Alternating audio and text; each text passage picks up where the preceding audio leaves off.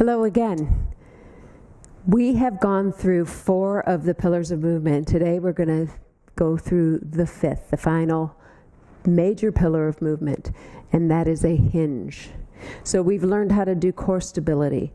We've learned how to squat and push and pull, and now we hinge. And when we hinge, we're actually completing the major muscle groups and creating balance, muscular balance in the body, eliminating chronic injuries and aches and pains and all that kind of stuff. So hinging is essentially your body just hinging at the waist.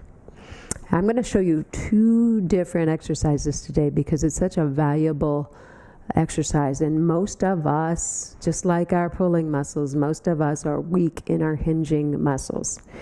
And that is because we sit. As soon as we sit, the muscles that hinge us include the backs of the thighs, our hamstrings, and our gluteals. Those are the major muscles of hinging. We also use some deep core muscles, our iliopsoas muscles. So we're going to wake up the iliopsoas muscles, and then we're going to wake up our gluteal and hamstring muscles, and so that you're going to have 2 exercises to practice today. So first of all, we are going to start on our backs. Now, if you can't get on the floor for whatever reason, you can certainly do this from a seated position, but it's going to be a little bit limiting, but you will still feel the muscles that you're trying to develop.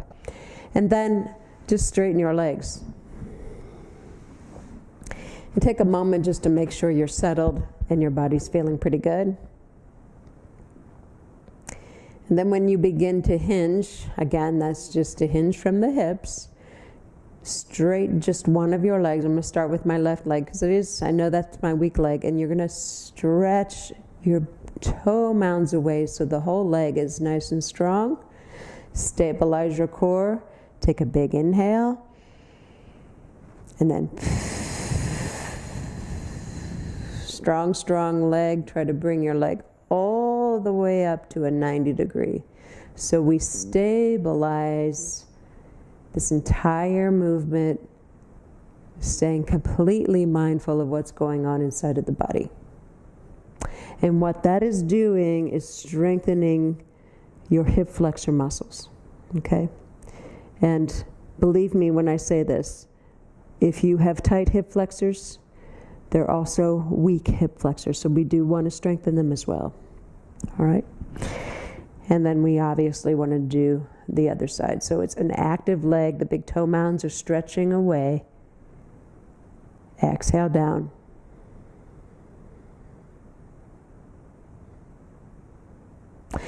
And with mindfulness, do as many as you can with great form. If form starts to be an issue, just stop. You know, it's not important that we try to do a bunch of these today. We will gradually build strength, and if we sacrifice form, we're actually creating some imbalance in the body. The other hip exercise is a simple bridge. So we're going to bring our heels close enough that we can touch our heels with our fingertips, turn our toes slightly closer together than our heels, so we feel a little bit pigeon-toed, and then push the 4 corners of the feet into the floor, the inner outer heel, big toe, and baby toe mounds. So when we start to push into the floor, before we do anything else, make sure you feel your gluteals and your hamstrings working at least slightly. And then all you do is rise up, pushing again into the 4 corners of the feet. And emphasize the work in the backs of the thighs and the gluteals. There might be a little bit of work in the low back, but make sure you don't feel any pinching there. If you do, you've gone too far. Your body's not ready to go all the way up. And on your exhale, you just lower back down. So you can do several repetitions. You can come up and hold. The idea is to wake up these hinging muscles. Not only will it rebalance your musculature, but you'll look even better walking away. So hinge. Practice your hinge today. I will see you tomorrow with more goodies. Okay. Thank you.